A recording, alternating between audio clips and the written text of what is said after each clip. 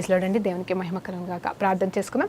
పరిశుద్ధ గొప్ప దేవా నీకు స్తోత్రం, మహిమ ఘనత ప్రభావం చెల్లించుకుంటున్నాం. నాయన తండ్రి దేవా నీకు వందనాలు ప్రభా. ఈరోజు ప్రభా శిష్యుడికి వినగలిగిన, శిష్యుడికి కావలసిన వినబుద్ధిని, అలాగే మాట్లాడడానికి కావలసిన శక్తిని గురించి మాట్లాడుతుండగా మాతోని మాట్లాడమని, మేము ఏ రీతిగా వినువారిగా ఉండాలి, ఏ రీతిగా బోధించేవారిగా ఉండాలో కూడా మాకు నేర్పించమని యేసుక్రీస్తు నామములో ప్రార్థన తెలియకుండా సమర్పిస్తున్నాం తండ్రి, ఆమేన్. ప్రైజ్ లార్డ్ అండి. దేవునికి మహిమ కలుగును గాక.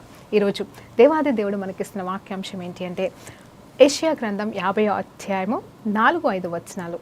అంటే దాంతోపాటుగా మరి ఇంకో కొన్ని వచనాలు కూడా మనం ధ్యానించబోతున్నాం. అయితే టైటిల్ ఏంటంటే శిష్యులకు కలుగున వినబుద్ధి, అలాగే శిష్యులకి తగిన నోరు అంట. మరి ఇది టైటిల్ నేను ఎలా పెట్టాలి ఇంకేం అనుకోలేదు, కానీ ఏదేమైనా కానీ శిష్యులకు కలిగిన వినుబుద్ధి. హల్లెలూయా. మరి శిష్యులకి ఎలాంటి వినుబుద్ధి కావాలి, శిష్యులు వినువారిగా ఉండాలా, మాట్లాడేవారిగా ఉండాలా అనే దాని గురించి దేవుడు ఇక్కడ మాట్లాడుతున్నాడు. అవునండి, గాడ్ ఒక వాక్యం చెప్తా ఉంటాడు యాకోబు గ్రంథంలో, మనకి తెలుసు కదండి ఆ వచనం. మరి ఏమని ఉంటుందంటే, ఇదిగో మనం ఎలా ఉండాలంటే మరి కేవలం వినువారుగా ఉండకూడదు, మిమ్మల్ని మీరు మోసపరచుకోండి. వింటే సరిపోదంట, వింటే మోసపోయినట్టేనంట. కానీ అంటే వింటే మోసపోవడం కాదు, కానీ విని వాటిని పాటించకపోతే మోసపోయినట్టేనంట. అంటే మనకి సంపూర్ణ సత్యం తెలియనట్టుగానంట. కానీ విని పాటిస్తే మనకి దీవెన ఉంటుంది, ఆశీర్వాదం ఉంటుందని వాక్యం చెప్తుంది. అంటే దాని అర్థం ఏంటంటే చాలామంది విని వదిలేస్తూ ఉంటారు. వినుట గురించి అయితే నేను ఒక సాక్ష్యం చెప్పాలనుకుంటున్నాను ఈ ఆరంభంలో. మిమ్మల్ని బలపరచడానికి, ధైర్యపరచడానికి మాత్రమే. చాలామంది నాలాంటి వాళ్ళు ఉంటారేమో అని అనుకుంటాను ప్రతిసారి కూడా. నేను ఏ సాక్ష్యం చెప్పినా నాలాంటి సిచ్యువేషన్స్ గుండా వెళ్ళిన వాళ్ళు, వెళ్తున్న వాళ్ళు ఉంటారని మాత్రమే మరి నా జీవితంలో జరిగిన సంఘటనలు నేను సాక్ష్యంగా అప్పుడప్పుడు చెప్తా ఉంటానండి. ఏంటంటే నేను దేవుడిని కొత్తగా నమ్ముకున్న దినములలో మరి ఇంచుమించు 14 సంవత్సరాల క్రిందట ఎలా ఉండేదంటే, అందరు నన్ను తిడతా ఉంటే కొంతమంది తెలిసిన వాళ్ళు, ఏందమ్మా అన్ని మాటలు పడకుంటే ఎందుకు ఉంటున్నావు, నీకు అవసరమా, అవన్నీ ఎట్లా అని చెప్పేసి కొంతమంది అడిగే వాళ్ళు ఉన్నారు, కొంతమంది ఓదార్చే వాళ్ళు ఉండే ఆ టైంలో. అయితే నేనేమనేదాన్ని తెలుసా, వాళ్ళు వినేది ఈ చెవిలో విని ఈ చెవిలో వదిలేసేదాన్ని అనేదానండి. అంటే ఈ చెవిలో విని ఈ చెవిలో వదిలేసేదాన్ని. కాబట్టి నాకు అంత ఏమనిపించదు, వాళ్ళు ఏమనుకున్నా నాకు సంబంధం లేదు, వాళ్ళకి సత్యం తెలియదు కదా, ఏదో ఈ రోజు కాకపోతే రేపు వాళ్ళు తెలుసుకుంటారు, సో వాళ్ళ గురించి వాళ్ళు అంటున్నారని నేను బాధపడాల్సిన అవసరం లేదు అని చెప్పేసి నేను అలా అనేదాన్ని. కొన్ని రోజులు కొన్ని నెలలో ఇంచుమించు ఒక 2-3 సంవత్సరాలు అనుకుంటాను అలాగే అనేదాన్ని. అయితే ఒకానొక దినమున నాకు సడన్గా అదే మాట తలంచుతుండగా మరి ఒక సిస్టర్తో మాట్లాడుతుండగా దేవాది దేవుడు, ఆత్మదేవుడు నాతో మాట్లాడుతున్న మాట, దేవుడిచ్చిన తలంపు ఏంటంటే, మరి ఈ చెవిలో విని ఈ చెవి నుండి వదిలేయడం కాదు, అసలు ఈ చెవులోనికే ఎక్కించుకోకుండా ఉంటే ఆ బాధ కూడా ఉండదు కదా. అంటే మధ్యలో బ్రెయిన్ ఉంది కదా, ఎంత కాదన్నా వీళ్ళు ఇలా అన్నారు అలా అన్నారని లోపలన్న బాధ ఉంటుంది కదండి, లోపలన్న ఆలోచన వస్తుంది, వాళ్ళని చూసినప్పుడన్నా గుర్తొస్తుంది, మరి గతంలో ఇలా అన్నారని చెప్పేసి ఉంటుంది కదా. ఎందుకంటే మనుషులం కాబట్టి అంత ఈజీగా మర్చిపోము. విన్నామంటే ఖచ్చితంగా ఎక్కించుకున్నామంటే మర్చిపోవడం అంత ఈజీ కాదు. ఎంత వదిలేశాను అన్నా కానీ బాధ వేదన లోపల ఉంటుంది. కాకపోతే ఒక నిబ్బరం, ఒక ధైర్యం, ఏమవుతుందిలే అన్న ఒక తలంపు ఉంటుంది. కానీ ఇక్కడ దేవాది దేవుడు వెంటనే నాకు ఇచ్చిందంటే, అసలు నువ్వు ఎక్కించుకోవడం మానేసాను, ఆ పని కూడా అవసరం, అంటే విడిచిపెట్టాల్సిన పని కూడా వేస్టే, అంటే అలాంటి సమయం కూడా వేస్టే అని చెప్పేసి దేవాది దేవుడు మాట్లాడుతున్నాడు. నిజంగానే దేవాది దేవుడు మనకు ప్రతి చిన్న పెద్ద విషయంలో సహాయం చేస్తూ ఉంటాడు.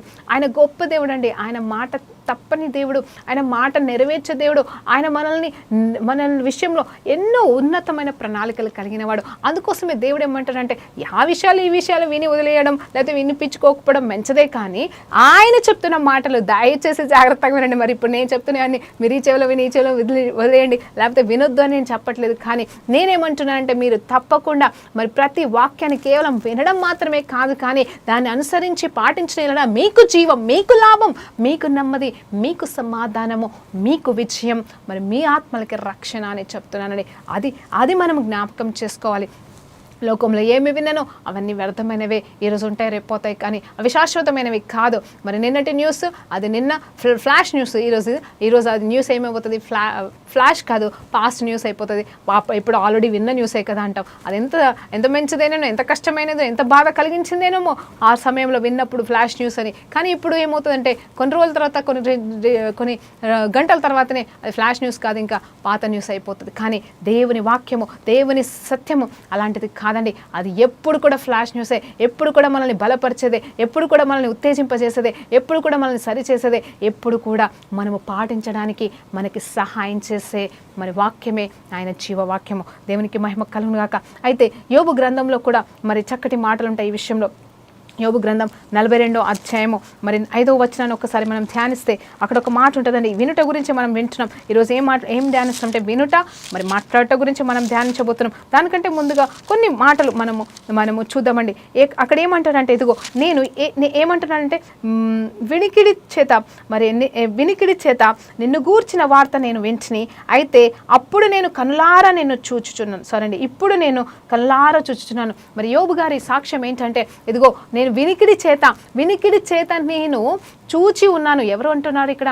నేను వినికిడి గురించి, దేవా నీ గురించి విని ఉన్నాను, చాలా విన్నాను, కానీ ఈరోజు కనులారా చూస్తున్నాను. నేను కనులారా చూస్తున్నాను నిన్ను ప్రభా, నీ స్వరాన్ని నిన్ను చూస్తున్నానని చెప్పేసి చెప్తా ఉన్నాడు. అంత మాత్రమే కాదు, ఇంకొక మాట ఉంటుందని, ఇంకొక వచనం, మరి చక్కటి వచనం ఏంటి అంటే యోబు గ్రంథంలోనే ఉంటుంది. దేవునికి మహిమ కలుగును కాక.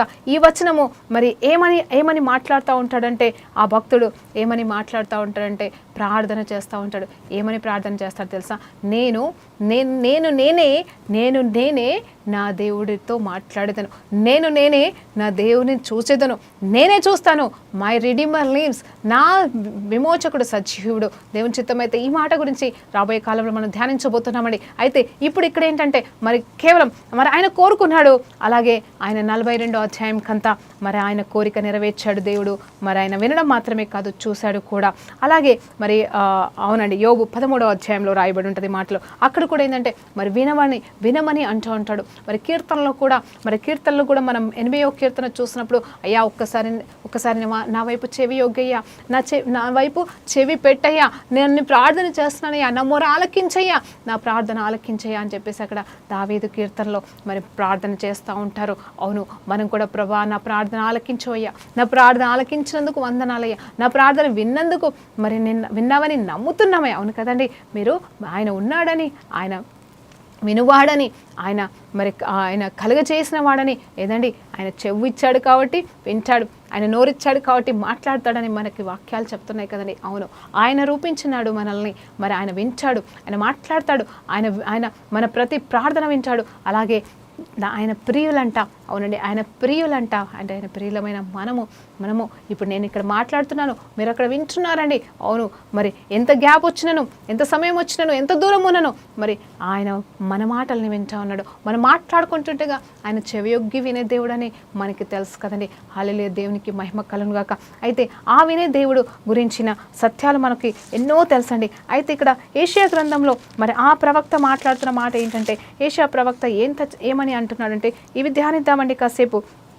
ఏమంటున్నాడంటే, అలసిన వానిని మాటల చేత ఊరడించు జ్ఞానము నాకు కలుగునట్లు. చూడండి, అలసిన వానిని మాటల చేత ఊరడించు జ్ఞానము నాకు కలుగునట్లు. ఇక్కడ సేవకుడు మాట్లాడుతున్నాడు, దాసుడు మాట్లాడుతున్నాడు, నువ్వు నేను మాట్లాడాలి. ఇలాంటి మాటలు మనకి కావాలి. అవునండి, శిష్యుల మాటలు, శిష్యులకి కావలసిన మాట శక్తి, అలాగే మరి వినుబుద్ధి గురించి మనం మాట్లాడబోతున్నాం. కాబట్టి ఈ 4వ వచనంలో ఏమని ఉంటుందంటే, అలసిన వానిని మాటల చేత ఊరడించు జ్ఞానము నాకు కలుగునట్లు శిష్యునికి తగిన నోరు యెహోవా నాకు దయచేసి ఉన్నాడు. ఇక్కడంట ఈ శిష్యుడికంట మరి ఏమి ఇచ్చాడు దేవాది దేవుడు అంటే, నోరిచ్చాడు. ఆ నోరు దేనికోసం అంటే, దీవించుటకు, బ్లెస్ చేయుటకు, ఆదరించుటకు, అలసి ఉన్న వారికి, అవునండి అలసి ఉన్న వారికి ఊరటను కలగ చేయడానికి కావలసిన నోటిని ఇక్కడ దేవాది దేవుడు తనకిచ్చి ఉన్నాడని సాక్ష్యం చెప్తున్నాడు. దేవునికి మహిమ కలుగును గాక. ఈరోజు నిన్ను అడుగుతున్నానమ్మా, నీకు ఏ నోరిచ్చాడు దేవుడు? నీ నోరు ఏ రీతిగా ఉంది? నువ్వు దాన్ని ఏ రీతిగా మార్చుకున్నావు, ఏ రీతిగా వాడుకుంటున్నావు అని ఈరోజు నేను అడుగుతున్నాను. అవును, అలసిన వారిని మరి ఓదారుస్తున్నావా, లేకపోతే వారిని ఇంకా కించపరుస్తున్నావా? అలసిన వారంటే ఎవరండి? మక్కమక్కలాడుతున్న దీపాన్ని ఆర్పివేసే దేవుడు కాదని వాక్యం జ్ఞాపకం చేస్తున్నాడు దేవుడు. ఆయన మరి నలిగిన విల్లుని విరవడంట. అంటే అదేంటి తెలుసా అండి, ఆయన ఆల్రెడీ కష్టాల్లో, ఇబ్బందులు, ఇరుకులో ఉన్న వాళ్ళని మళ్ళీ ఇంకా కష్టాలలోకి పంపించే దేవుడైతే కాదండి. పరిస్థితులను బట్టి ఆలస్యం అవుతుందేమో, సిచ్యువేషన్స్ బట్టి, కొన్ని కార్యాలను బట్టి, లేకపోతే మనంతరంగంలో జరగవలసిన కార్యాలను బట్టి కొంచెం గ్యాప్యం టైం పడుతుందేమో, ఆలస్యం అవుతుందేమో నాకు తెలియదు. కానీ ఆయన ఇంకను విరిగిపోయిన విరిగిపోయిన వీలు లాంటి మన జీవితాలను ఇంకా విరిచేయడానికి ఆయన రాలేదు. మకమకలాడుతున్నట్టే ఇంకా ఆరిపోతున్న దీపాన్ని కంప్లీట్గా ఇక ఆరిపోతుందో ఉంటుందో అన్న దీపాన్ని కంప్లీట్గా ఆరిపోయడానికి రాలేదు. కానీ ఆయన వెలిగించడానికి వచ్చాడు, అతికించడానికి వచ్చాడు, విరిగి నలిగిన దాన్ని తిరిగి కట్టడానికి వచ్చాడు. పగిలిపోయిన ఎలాంటి పాత్ర అయినా తిరిగి అతికించడానికి ఆయన వచ్చి ఉన్నాడని చెప్పేసి వాక్యం చెప్తుంది. అలాగే మరి ఆయన రావడం మాత్రమే కాదు, ఆయన మనలోనికి వచ్చి మనల్ని నమ్మి మనకు ఆ పరిచర్య భాగ్యాన్ని కూడా ఇచ్చిన్నాడు. పరిచర్య అంటే కేవలం సేవకులకు మాత్రమే కాదు, క్రైస్తవుడమైన నీకు, విశ్వాసమైన నీకు, ఇది ఒక మనిషివి అయితే, నువ్వు ఒక మనిషివి అయితే కూడా ఇతరుల్ని ఓదార్చడం, అలసిపోయిన వారిని ధైర్యపరచడం, ఎంకరేజ్ చేయడం, వాళ్ళకి మరి జీవాన్ని ఇవ్వడం అనేది నువ్వు చేస్తున్నావా? నీ నోటికి ఎలాంటి, అవును నువ్వైతే ఫస్ట్ ఎవరికో ఒకరికి శిష్యుడవే కదా, నువ్వు ఒకవేళ ఇంకొకరికి పైన అధికారమైనను ఒకరి కింద అయితే ఉన్నవాడివే అన్న విషయం మర్చిపోవద్దు. కాబట్టి మరి ఎలాంటి నోరు ఇక్కడ దేవాది దేవుడు తన శిష్యులకు ఇస్తున్నాడు అంటే, నాకు ఇస్తున్నాడని ఇక్కడ ఐసయ్య చెప్తున్నాడంటే, ఇదిగో చక్కటి నోరంట. హల్లెలూయా. ప్రవక్తగా మరి నాలుక కాల్చబడిన ప్రవక్త అండి. అపవిత్రమైన పెదవులు కలిగి అపవిత్రమైన వారి మధ్యలో బ్రతుకుతూ జీవిస్తున్న ఈ వ్యక్తి ప్రవచనాత్మకమైన పరిచర్య చేస్తున్నప్పుడు మరి దేవాది దేవుడు దర్శనం ఇవ్వంగానే ఆ అపవిత్రమైన పెదవులను కాల్చి మరి పవిత్రపరిచిన తర్వాత మరి ఇతనికి వచ్చిన మరి నోరేంటి అంటే, శిష్యుడికి కలిగిన నోరు, అలసిన వారిని ఊరడించే, బలపరిచే, ధైర్యపరిచే నోరు అంటే ఆయన మాటలు మరి ఈయనలోకి వచ్చి ఉన్నాయి. అలాంటిది దేవుడు తనకి దయచేసి ఉన్నాడంట. ఈరోజు నీకు నాకు ఒకవేళ ఇలాంటి నోరు లేకపోతే దేవుడు ఇప్పుడే ఈ క్షణమే ఇచ్చును గాక, మన నోటిని దేవుడు శుద్ధీకరించును గాక. మన అంతరంగంలోకి వెళ్ళి వస్తున్న ప్రతి మాట, అవునండి, హృదయం నిండిన కొలది నోరు మాట్లాడుతుందంట. మన వాళ్ళ అవతల వాళ్ళ విషయంలో మనం ఏ ఉద్దేశాలు కలుగుంటే అలాగే మాట్లాడతామండి. ఒకవేళ ఎవరైనా మనకు ఎదురుగా ఉన్నవారు వాళ్ళు బాధతో, వేదనతో ఉన్నప్పుడు అది మనకు సంతోషమైతే సంతోషకరంగానే మరి దెప్పి పొడిచినట్టుగానే మనం మాట్లాడతాం. కానీ వారిని బలపరచలేం, ధైర్యపరచలేం. ఆ తలంపు రానే రాదు, వచ్చినా కూడా అది నటన అనేది ఆటోమేటిక్గా వినేవారికి కూడా తెలిసిపోతుంది. నువ్వెంత నటించినా కానీ బయటకు వస్తూనే ఉంటాయి ఆ ప్రేరేపణలన్నీ కూడా. అందుని బట్టి కూడా దేవునికి మహిమ కలుగును. ఎందుకంటే దేవాది దేవుడు ప్రతి ఒక్కరికి మరి కాన్షియస్నెస్ ఇచ్చాడు అంటే అర్థం చేసుకుని ఎవరు ఏ స్థితిలో ఏం మాట్లాడుతున్నారు అనేది కూడా తెలుసుకునే జ్ఞానం కూడా ఇచ్చారని ఎదుటి వారికి అన్న విషయం మనము మర్చిపోకూడదు. మనం నటిస్తుంటే అవతల వాళ్ళకి ఆటోమేటిక్గా తెలిసిపోతుందని గుర్తుంచుకోండి. సరే అండి, నెక్స్ట్ అదే వచనం అండి, అదే 4వ వచనంలో మరి ఇంకా కంటిన్యూ చేస్తే, మరి శిష్యులు వినునట్లుగా నేను వినుటకై ఆయన ప్రతి ఉదయమున నాకు వినుబుద్ధి పుట్టించుచున్నాడు. చూడండి, అంత మాత్రమే కాదు, కేవలం మాట్లాడడానికి నోరు మాత్రమే కాదు, శిష్యులు వినున్నట్టుగా నేను వినుటకు ఆయన ప్రతి ఉదయమున నాకు ఏం బుద్ధి ఇవ్వబోతున్నాడు? వినుబుద్ధి పుట్టించుచున్నాడు అని చెప్తున్నాడు. హల్లెలూయా. ఇప్పుడు చూడండి, ప్రాముఖ్యమైన దినాల్లో మనం ఉన్నాం. అంటే మొట్టమొదటిగా ఎండింగ్ డేస్లో ఉన్నాం, శ్రమ దినాల్లో ఉన్నాము. మరి నువ్వు ప్రతిరోజు ఉదయకాల సమయంలో కనీసం ఇప్పటికైనా, ఇది మాట నాకు కూడా వర్తిస్తుంది, ఇప్పటికైనా ఉదయకాల సమయంలో ఆయన స్వరాన్ని వినడానికి వినుబుద్ధి మరి ఇవ్వు ప్రభువా అని మనం అడుగుదామా? ఇతనైతే పొందుకున్నాడంట, మరి ఎలా పొందుకున్నాడో నాకు తెలియదు, కానీ మరి దేవుడైతే ఇచ్చాడంట. ఏమిచ్చాడు? ఇదిగో ఉదయమునే ఆయన మాటలు వినడానికి. హల్లెలూయా. కేవలం ఈయన మాట్లాడడానికే కాదు, కానీ దేవుడు పలికిన మాటలు కూడా వినడానికి వినుబుద్ధి అనేది మరి కలుగ చేసి ఉన్నాడు అని చెప్తున్నాడు. అవునండి, చాలా మందికి నాతో పాటుగా నేను కూడా ఎక్కువ మాట్లాడతానండి. అంటే మనం ఎక్కువ మాట్లాడతాము, తక్కువ వింటాము. అండ్ ఒక వాక్యం గుర్తొస్తుంది, అవును కదండి, be slow to talk but quick to listen and slow to anger. అంటే మరి వినుటకు వేగురపడండి, మాట్లాడడానికి కానీ కోపగించడానికి కానీ మరి నిదానించండి అంటాం. మనం ఉల్టా ఉంటాం, ఎక్కువ మాట్లాడతాం, తక్కువ వింటాం, ఎక్కువ కోపానికి వస్తాం, అంత ఉల్టానండి. అది ఎవరైనా సరే, ఎంత గొప్ప అభిషక్తులైనా ఈ బలహీనత నుండి మాత్రం అంత ఈజీగా బయటకు రారు. అంటే అందరి గురించి నేను అనట్లేదు, క్షమించండి. కానీ ఎక్కువ మాట్లాడాల్సి వస్తుంది, ఎక్కువ మాట్లాడతాము, తక్కువ వింటూ ఉంటాము. మరి ఎంతోమంది మరి అందుకోసమే help me lord to be a good listener. అవును కదండి, ఈ ప్రార్థన మనం చేయవలసిన వారికి ఉన్నాం. ప్రభా నీ స్వరం మాత్రమే కాదు, నీ మాటలు వినడం మాత్రమే కాదు, ఇదిగో ఎవరెవరు ఏ కష్టాలు ఏ బాధలు, అవునండి ఒక్కొక్కసారి నాకు ఒక్కొక్క ఫోన్ కాల్ కనీసం గంట పడుతుంది. ఎందుకంటే వాళ్ళ సమస్యలు ఉన్నవి లేనివి, వాళ్ళవి వీళ్ళవి, వాళ్ళ చుట్టాలవి, వాళ్ళ వాట్ ఎవర్ ఆ పెద్ద సమస్య కావచ్చు, చిన్న సమస్య కావచ్చు, వాళ్ళు చెప్పుకోవడానికే గంట పడుతుంది, అర్ధగంట పడుతుంది. అవన్నీ విని విని విని విని విని లాస్ట్కి మరి సరే అమ్మా అని చెప్పగలిగితే వాళ్ళకి ఏమన్నా సలహాలు ఇవ్వడం, లేదంటే ఇలా చేయి అలా చేయి అని చెప్పడం, ఆ తర్వాత ప్రార్థన చేయడం, అది మాత్రం మేము చేయగలం. అంతకన్నా ఎక్కువ చేయలేం కదండి. అలాగే మరి తెలిసిన వారైతే ఇంకా ఎక్కువ బడబడ మరి మాట్లాడుకుంటూనే ఉంటాం. కొత్త వాళ్ళైతే మరి కేవలం వారు చెప్పింది విని ఆ తర్వాత వారి కోసం ప్రార్థన చేస్తాం. అలాగే మనకి బాగా పరిచయస్తులు అనుకోండి, ఫ్రెండ్స్ అనుకోండి, అంటే ప్రేయర్ రిక్వెస్ట్ అనే కాదు, జనరల్గా ఏంటంటే వాళ్ళని మాట్లాడకుండా సరే మనం మాట్లాడుతూనే ఉంటాం. అందులో ఈ బలహీనత నాలో కూడా చాలా ఉందండి. ఏంటంటే నేను ఎక్కువ మాట్లాడతాను, తక్కువ వింటాను, దేవుడిని అడుగుతూ ఉంటాను. నేను కూడా మరి నాతో కూడా మాట్లాడుతున్నాడు, దేవుడు మాట్లాడి ఉన్నాడు కాబట్టి మరి ఒక్కొక్కసారి నేను ఈ విషయంలో ప్రార్థన చేస్తూ ఉంటా. ప్రభా ఈ మధ్యలో నేను సరిగా వినట్లేదు ప్రభా, వినబుద్ధి కలగచేయి ప్రభా అని మళ్ళీ నేను దాన్ని సరి చేసుకుంటూ ఉంటానండి. మరి మీరు కూడా సరి చేసుకోవాల్సిన వారిగా ఉండాలి. అంటే మరి ఉదయకాల సమయంలోనే ఇక్కడ దేవాది దేవుడు తనతో మాట్లాడుతున్నట్టుగా వినబుద్ధి కూడా కలగచేస్తారు. వినబుద్ధి లేకపోతే మత్తులో ఉంటావా, వినలేవు. లేకపోతే నీరసంగా ఉంటావా, వినలేవు. మరి నెగ్లిజెన్స్గా ఉంటావా, లేజీగా ఉంటావా, దేవా నేను మాట్లాడాను ప్రభా, అవసరం లేదు ప్రభా, నాకు ఇంట్రెస్ట్ లేదు ప్రభా అంటావా, ఆయన మాట్లాడలేడు. ఆయన మాట్లాడినా కూడా మనకు వినబడదండి. అందుకోసమే దేవాది దేవుడు ఏమిస్తున్నాడు, వినబుద్ధి ఇస్తున్నాడంట. మరి కనీసం అది పొందుకుంటున్నావు, ఆయన వినబుద్ధి ఇస్తున్నాడు కానీ నువ్వు పొందుకుంటున్నావు. ఆ వినే బుద్ధిని కూడా ఈరోజు దేవుడు అడుగుతా ఉన్నాడు. హల్లెలూయా. ప్రభువు యెహోవా 5వ వచనం, ప్రభువు యెహోవా నా చెవికి వినబుద్ధి పుట్టించగా నేను ఆయన మీద తిరుగుబాటు చేయలేదు, వినకుండా నేను తొలగిపోలేదు. ఇది కావాలండి. కొంతమంది వింటారు కానీ పాటించరు. వింటారు, ఎంత చెప్పినా ఏదో చెవిటోడు ముందర శంఖ మూదినట్టుగానే సామెత ఉన్నట్టుగా మరి దేవుడు చెప్పినా వినరండి, మనుషులు చెప్పినా వినరు, సేవకులు చెప్పినా వినరు. వాళ్ళు ఏం చేయాలనుకుంటారో వాళ్ళు అదే చేసుకుంటారు.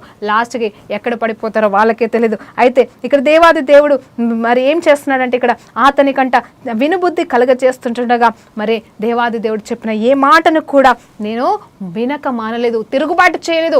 అది నేను పాటించాను, చేశాను, మరి ఆయన చెప్పినట్టుగానే చేశానని ఇక్కడ భక్తుడు చెప్తున్నాడు. అలాగే మనం కూడా ఆయన ఏమి చెప్తే అది చేసినప్పుడే మనకి దీవెన. ఆయన ఏం మాట్లాడితే మనం చేయవలసిన వారుగా ఉన్నాం. ఆ తర్వాత చూస్తే కొట్టువారికి నా వీపును, చూడండి ఇక్కడ యేసు ప్రభు వారి గురించి మరలా మాట్లాడుతున్నాడు. ఇక్కడ ఏంటంటే యేసు ప్రభు వారు మన కోసం ఎలా అర్పించాడు, నా శరీరాన్ని ఎట్లా అర్పించుకున్నాడు, మరి ఏ రీతిగా మరి ఆయన దున్నబడ్డాడు, ఆయన వీపు ఎట్లా దున్నబడింది, ఆయన జీవితంలో మరి ఆయన ముఖం మీద ఉమ్మివేయబడినా కానీ ఎలా మౌనంగా ఉన్నాడు అనే వచనాల గురించి మరి ఆత్మదేవుడు మరలా ఐజయా ద్వారా ఇక్కడ పలికిస్తూ ఉన్నాడు. ఆ రీతిగా చూస్తే మరి ఒక్కసారి మరి 9వ వచనాన్ని కూడా మనం ధ్యానిద్దామండి. ప్రభువుకి యెహోవా నాకు సహాయం చేయును.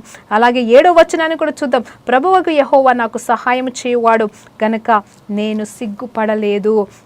సిగ్గుపడనని ఎరిగి నా ముఖమును చెకుముకు రాయిగా నేను చేసుకుంటుని. అలాగే 9వ వచనాన్ని చూసినప్పుడు ప్రభువుకు యెహోవా నాకు సహాయము చేసెను, నా మీద నేరస్థాపన చేయువాడు ఎవరు, వారందరూ వస్త్రముల వలె మరి పాతలిగిలిపోదురు అని చెప్పేసి అంటా ఉన్నాడు. ఇంకొక మాట కూడా ఉన్నది ఏంటంటే 10వ వచనం చూసినప్పుడు మీలో యెహోవాకు భయపడి ఆయన సేవకుని మాట వినువాడు ఎవరు అని చెప్పేసి, వెలుగు లేకయే చీకటిలో నడుచువాడు ఎవరండి వెలుగు లేక చీకటిలో నడుచువారు ఎవరని తెలుసా అండి?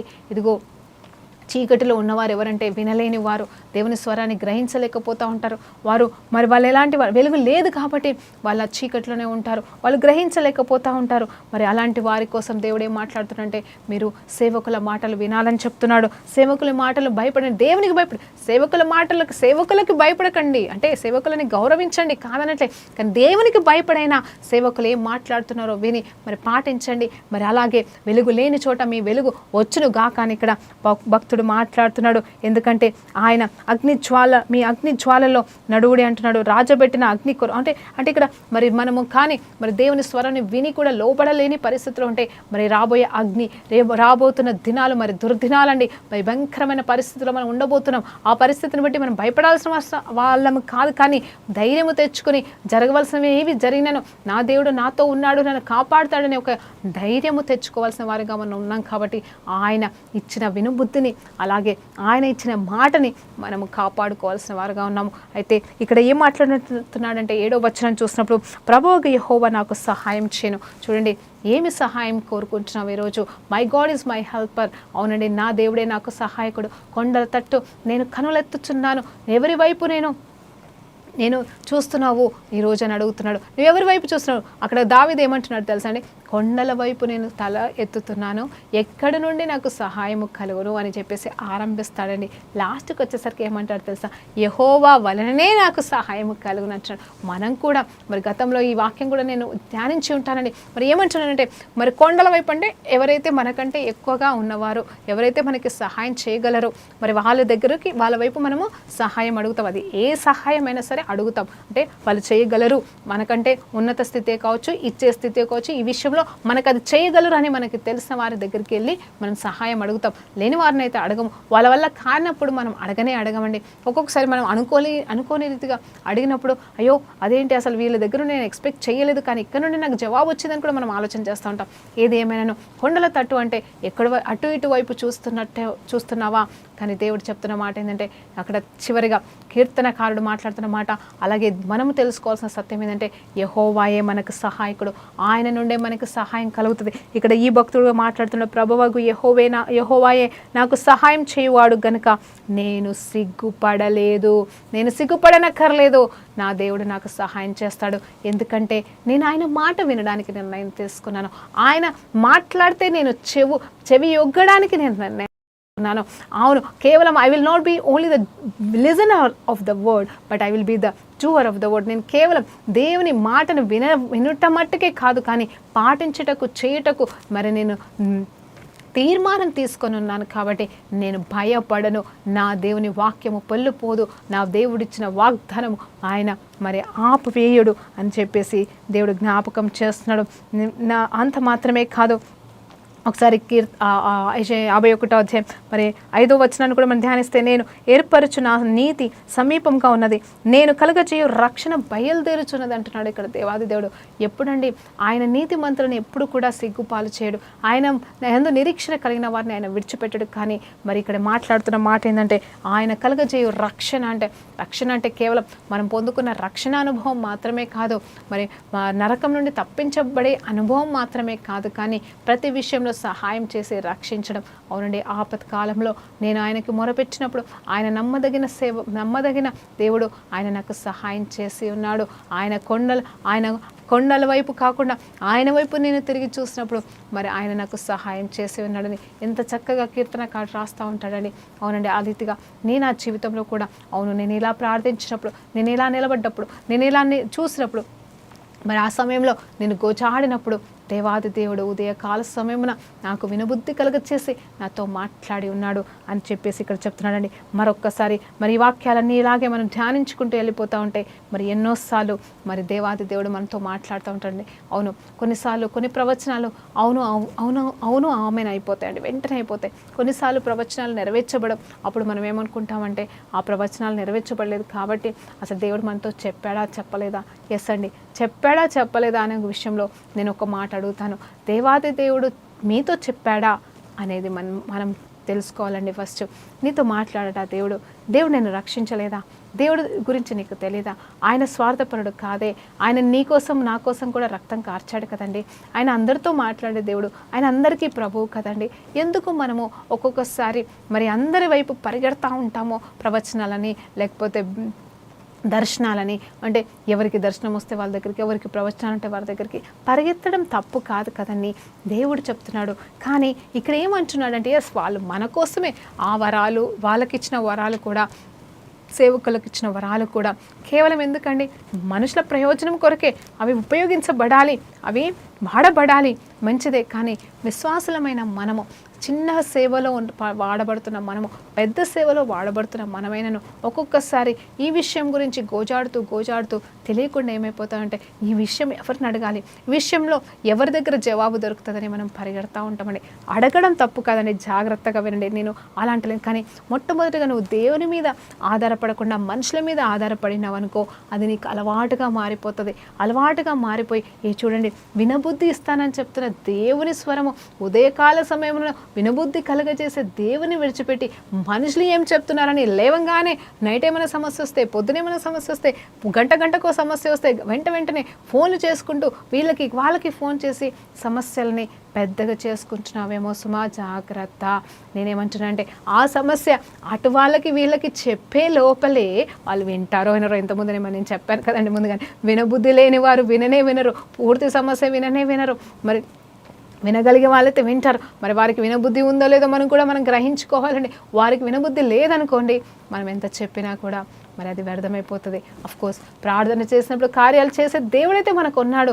ఆ సమస్య ఏదైనా, నువ్వు ఎంత చిన్నదైనా పెద్దైనా, అవతల వాళ్ళకి అర్థం కాకపోయినా ప్రార్థన చేసినప్పుడు దేవుడు కార్యాలు చేస్తాడు, కాదనట్లేదు. కానీ దానికంటే ముందుగా నీ ప్రార్థన అవసరత, నీ బాధ, నీ వేదన, నీ ఇబ్బంది, నీ సమస్య దేవుని దగ్గరికి తీసుకెళ్ళి, దేవా ఇదిగో తండ్రి, దేవుని దగ్గర నువ్వు ఫస్ట్ మాట్లాడడం నేర్చుకో. ఇదిగో ఆ శిష్యుడి వల్లే మాట్లాడు. నువ్వు మాట్లాడినప్పుడు దేవుడు నీ అలసటని తీరుస్తాడు. ఇదిగో మనం మొదటిగా ధ్యానించాం కదండి, ఐజయా 50వ అధ్యాయం ఈ 4, 5, 6, 7 వచనాలు. మరి కొన్ని వచనాలు మనం చూసినప్పుడు అక్కడ ఏంటంటే మొట్టమొదటి వచనం, అలసిన వారికి ఏంటంట, అలసి ఉన్న వానికి మాటల చేత ఊరడించు జ్ఞానము నాకు కలుగచేసంట.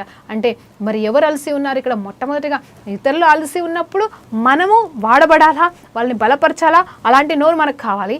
ఎస్, అది కావాలి. మరి నేను అలసి ఉన్నప్పుడు మరి దేవాది దేవుని వైపు చూస్తున్నావా? అఫ్కోర్స్ అలాంటి వాళ్ళ వైపు చూడండి, కానీ దాన్ని అలవాటుగా చేసుకోకండి. ఎందుకంటే గొప్ప దేవుడు మనకున్నాడు.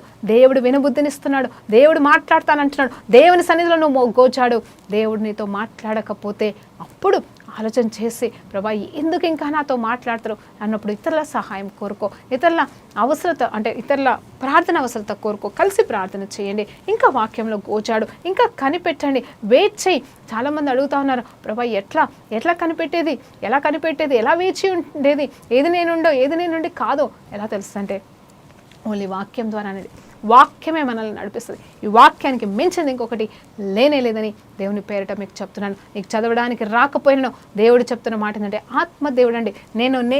నేను అనుభవించానండి. అంటే నాకు చదువు రాదని కాదు, నేనేమంటున్నానంటే మొదటి దినాల్లో మరి దేవుడిని రక్షణలోనికి వచ్చిన కొత్త దినాలు బైబిల్లో ఎక్కడేముందో నాకు తెలియదండి, ఎక్కడేముంటుందో నాకు తెలియదు. అంటే ఈజ్ ఈక్వల్ టు ఏంటి తెలుసా అండి, నాకు చదువు రాని దాంతో సమానమే.